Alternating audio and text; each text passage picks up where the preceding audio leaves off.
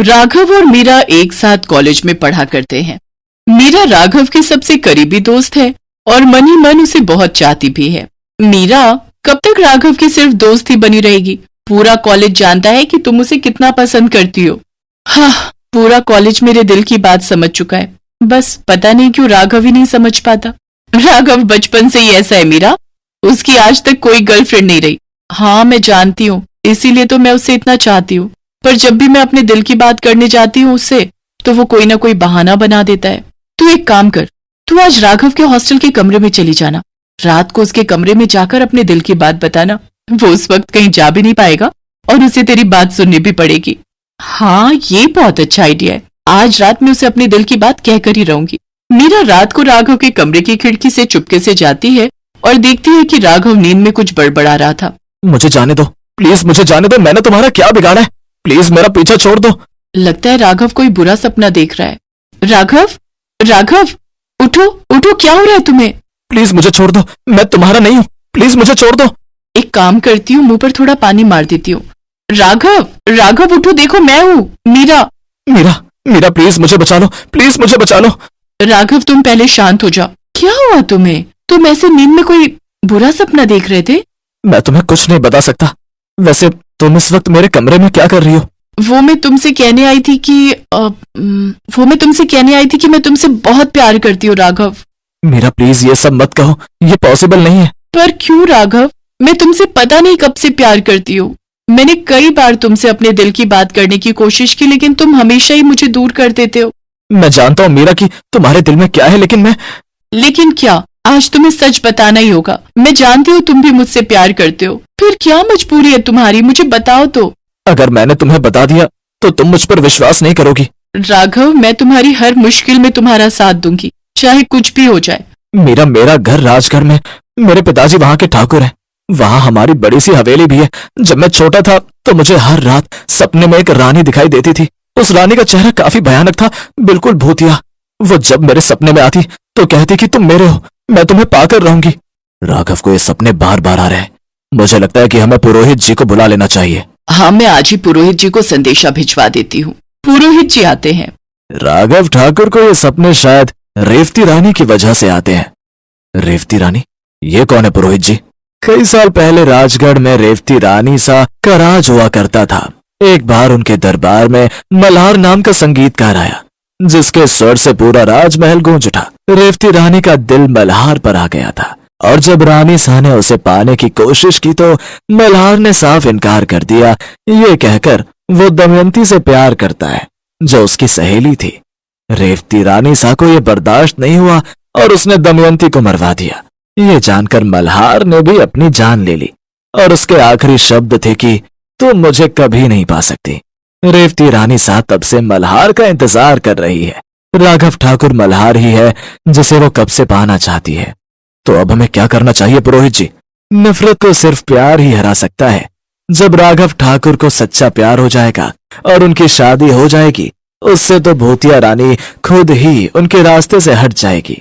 बस तब से मैं उस हवेली में कभी नहीं गया, पर आज भी वो मेरे सपने में मुझे डराती है।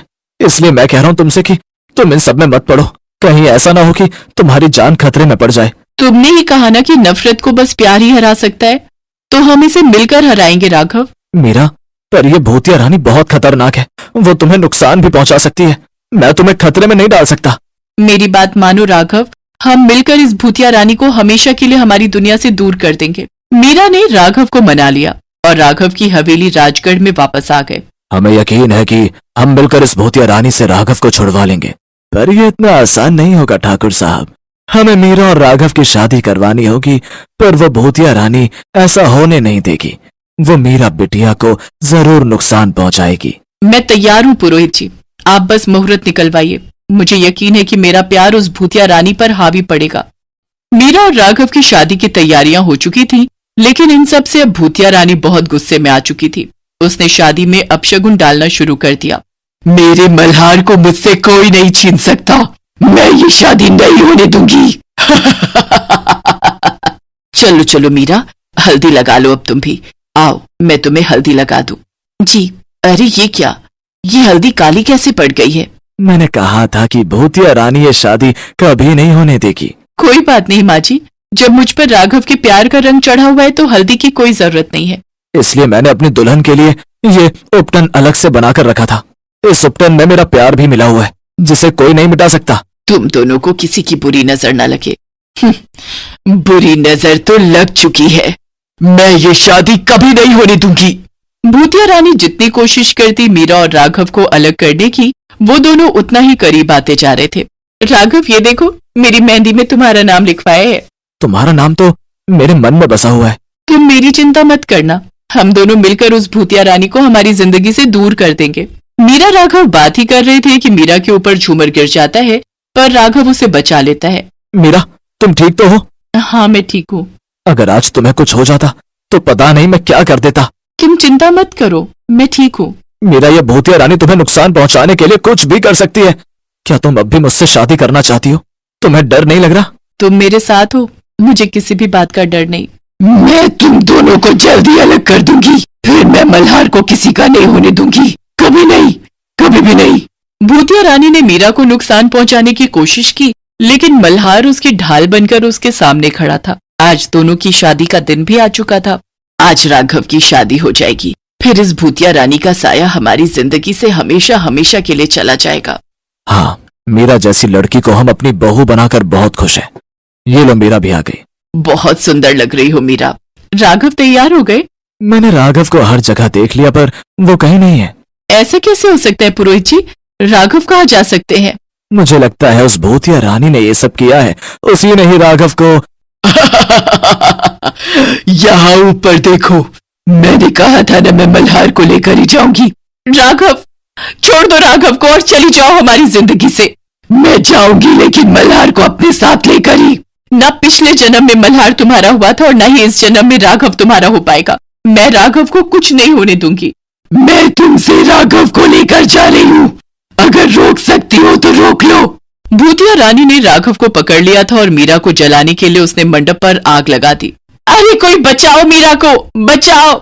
मीरा, तुम बचे रहना, इस आग से हम कुछ करते हैं। राघव, राघव प्लीज उठो और मुझे बचाओ। राघव, राघव। मीरा की चीख सुनकर राघव को होश आता है और वो भूतिया रानी के चंगुल से खुद को छुड़वाकर मीरा को बचाने के लिए मंडप में कूद जाता है। राघव, अब इससे बचने का एक ही रास्ता है, तुम ये सिंदूर मेरी मांग में भर दो और मुक्त कर दो इस भूतिया रानी को। हाँ हाँ मीरा। नहीं नहीं, ऐसा नहीं हो सकता। तुम सिर्फ मेरे हो, बस मेरे। अब इनकी शादी हो चुकी है, अब तुम मान लो कि राघव ठाकुर कभी तुम्हारे नहीं हो सकते। शायद यही होना था, न मल्हार मुझे मिल पाया और न ही राघव। शायद मेरा प्यार सच्चा नहीं था। अब मुझे समझ आ गया है, इसलिए अब मेरी रूह को भी इस दुनिया से चले जाना चाहिए। भूतिया रानी की रूह को समझ आ चुका था कि सच्चे प्यार के आगे नफरत और जिद कभी नहीं टिक सकते। तो उसकी रूह उस महल से हमेशा के लिए चली गई और राघव और मीरा एक साथ प्यार के बंधन में बंध गए। मीरा, अगर तुम मेरी जिंदगी में नहीं आती तो मैं आज यहाँ नहीं होता। न मल्हार और दमयंती को कोई अलग कर पाया था और न ही मीरा और राघव को कोई अलग कर पाएगा। हाँ, जब तुमने मुझे वो कहानी सुनाई थी, उसी वक्त मुझे अपना पिछले जन्म की कहानी याद आ गई थी, पर मैं बस सही वक्त का इंतजार कर रही थी। सच ही कहा है किसी ने कि प्यार जन्मों जन्मों के लिए होता है। राघव और मीरा को देखकर ये विश्वास पक्का हो जाता है।